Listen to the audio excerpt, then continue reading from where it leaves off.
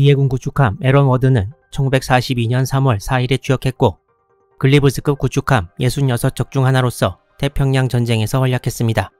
함의 이름인 에런 워드는 19세기 후반과 20세기 초반에 걸쳐 활약한 미 해군 제독 에런 워드의 이름을 따서 지어졌습니다. 1941년 11월 22일 진주만기습 보름 전에 진수식이 열렸는데 에런 워드 제독의 딸이 스폰서로서 샴페인 병을 깼습니다. 이 사진은 미국 동부 뉴저지에서의 에런 워드 진수식 모습인데 왼쪽에 작게 보이는 함이 DD-483 에런 워드이고 오른쪽 함이 DD-484로서 에런 워드와 같은 날 진수된 구축함 뷰캐넌입니다. 에런 워드의 주무장으로는 5인치 단장포 4문이 함의 앞뒤에 2문씩 배치되었는데 취역한 지 약 2달 후 뉴욕항에서 찍은 이 사진을 보면 에런 워드의 전방 5인치 주포와 왼쪽에 쌓아놓은 장약들이 보입니다. 에런 워드는 배수량은 2000톤이 약간 넘고 함의 길이인 전장은 약 106m, 최고속도 35노트, 시속 약 65km에 정원은 208명, 각종 대공포와 어뢰 발사관 5개, 폭뢰가 있었습니다. 처음에 보여졌던 이 사진도 확실하지 않지만 취역 후 얼마 안 된 1942년 5월경에 뉴욕항에서 찍은 것으로 추측되고 있습니다. 에런 워드는 1942년 6월 30일에 진주만을 향해 출발했고 곧 남태평양에 도착합니다. 1942년 7월 중하순경에 도착했을 것으로 추정되는데 1942년 8월 7일부터 솔로몬 제도에서 6개월간의 과달카날 전역이 시작되었습니다. 에런 워드도 곧 태평양 전쟁의 향방을 결정한 대전투에 빨려들었습니다. 한 가지 특기할 만한 사실은 1942년 9월 15일 미 항공모함 와스프가 과달카날 근해에서 일본 2호 제19 잠수함의 어뢰를 맞고 침몰했는데 에런 워드가 이때 와스프의 최후를 지켜본 구축함 중 하나라고 기록되어 있습니다. 에런 워드는 이후 1942년 9월과 10월에 과달카날 전역을 도우면서 일본군 진지 포격과 수송선 호위 등 임무를 수행했습니다. 여길 보면 좌연 쪽에 닻이 없는 것을 볼 수 있는데 무게를 줄이기 위해 닻을 제거하기도 했다고 합니다. 에런 워드의 커리어에서 명성을 높인 전투가 1942년 11월에 과달카날에서 벌어졌는데 그것이 바로 과달카날 전역의 여러 해전 중 가장 대규모였던 네이벌 배틀 오브 과달카날, 과달카날 해전이었습니다.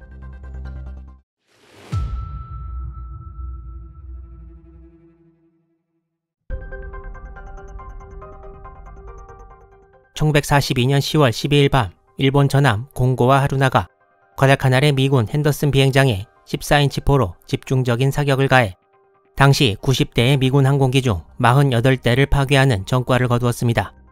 일본군은 11월에 과달카날에 대규모 병력을 증원할 계획을 세우고 있었는데 이 작전에도 전함 2척을 동원하게 되었고 그 전함 2척은 바로 히에이와 키리시마였습니다. 1942년 11월 13일 오전 1시 30분 히에이와 키리시마를 포함한 일본 함대가 미군 핸더슨 비행장 쪽으로 다가옵니다. 일본 함대는 전함 2척, 구축함 11척, 경순양함 1척으로 이루어져 있었는데 미 해군 측도 일본 함대 접근을 파악하고 함대를 동원했습니다. 미 함대는 가운데 중순양함 2척, 경순양함 3척이 위치했고 앞뒤로 구축함 4척씩이 위치했는데 에런 워드는 미 함대 후미 쪽에 위치했습니다. 그리고 곧 일본 함대와 미 함대가 조우하고 교전이 벌어지기 시작했습니다. 초반 교전이 진행되고 있을 때 일본 함대는 3개로 갈라져 있었고 에런 워드를 비롯한 후미의 구축함들도 곧 전투에 참가했습니다. 이 전투는 많은 수의 함정들이 좁은 해역에서 서로 엉켜서 싸우는 바람에 초반부터 극도의 혼란상을 보여주었습니다. 이는 에런 워드의 전투 기록을 보면 더 잘 알 수 있습니다. 에런 워드는 가장 크게 보이는 일본 전함 히에이를 공격하려고 다가갔는데 갑자기 눈앞에 일본 구축함 유우다치가 나타났고 일본 구축함 아마츠카제에서 발사된 어뢰가 에런 워드의 밑을 지나 뒤에 따라오던 바튼에 명중했습니다. 이 어뢰 2발을 맞고 바튼은 바로 침몰해버렸고 에런 워드는 침몰될 뻔한 첫 번째 위기를 넘기는 데 성공합니다. 에런 워드는 이후 일본 구축함 아카츠키로 생각되는 함에 포탄을 퍼부었고 아카츠키는 폭발 후 많은 사상자와 함께 침몰하고 말았습니다. 정신없이 벌어지는 난타전 중에 에런 워드에도 많은 수의 포탄이 명중했습니다. 열심히 싸운 에런 워드는 전투가 끝난 오전 2시 35분에는 조타불능에 엔진룸이 침수되어 기동불능이 되어버리고 말았습니다.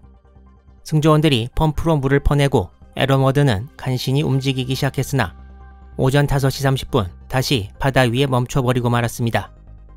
에런 워드는 기뢰 부설선 보보링크에 예인되어 과달카날로 귀환했습니다.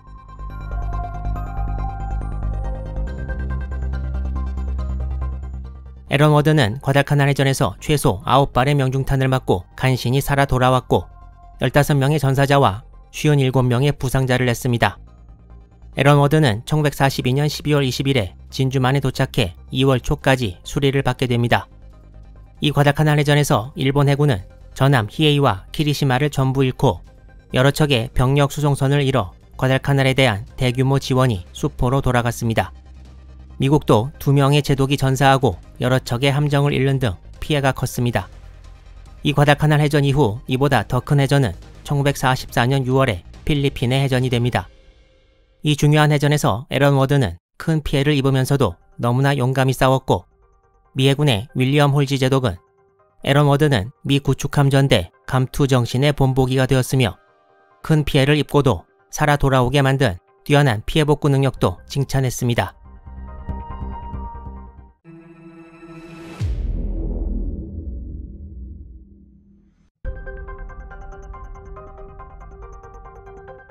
에런 워드는 1943년 2월 6일에 다시 남태평양으로 돌아와 전선에 합류합니다.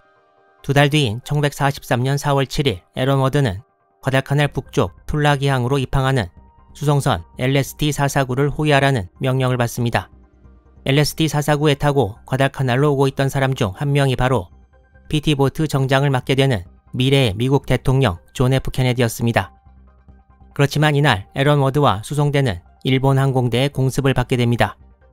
에런 워드는 20mm 오리콘, 40mm 보포스 대공포를 일본 폭격기에 쏘았으나 투하된 첫 번째 지근탄으로 인한 피해로 현측에 구멍이 나서 해수가 유입되었고 두 번째 폭탄이 엔진룸에 명중해서 함내 전력 공급이 중단되어 버렸습니다.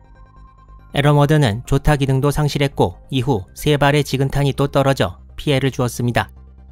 이 사진 왼쪽에 보이는 함이 에런 워드인데 유일하게 남은 4월 7일 일본군 공습 직전에 찍은 모습이라고 합니다. 에런 워드의 피해 상황을 나타낸 이 그림을 보면 함의 좌현 부분에 큰 피해가 집중되어 있음을 볼 수 있습니다.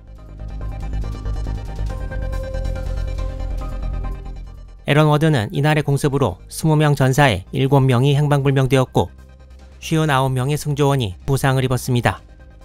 미군은 더 이상 움직이지 못하는 에런 워드를 좌초시켜서 구하려고 했으나 모든 노력이 수포로 돌아가고 오후 9시 35분 침몰하고 말았습니다. 에런 워드가 침몰한 곳은 과달카날 북쪽 툴라기 인근 해역으로 과달카날 전역에서 수많은 미국, 일본 함정이 격침당한 아이언 버텀 사운드에 잠들어 있습니다.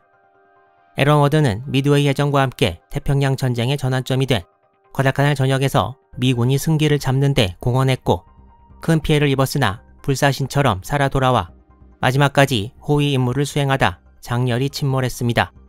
비록 취역 후 1년 1개월 정도의 짧은 생이었지만 에런 워드는 미 해군이 자랑스러워할 만한 훌륭한 구축함으로서 이름을 남겼습니다.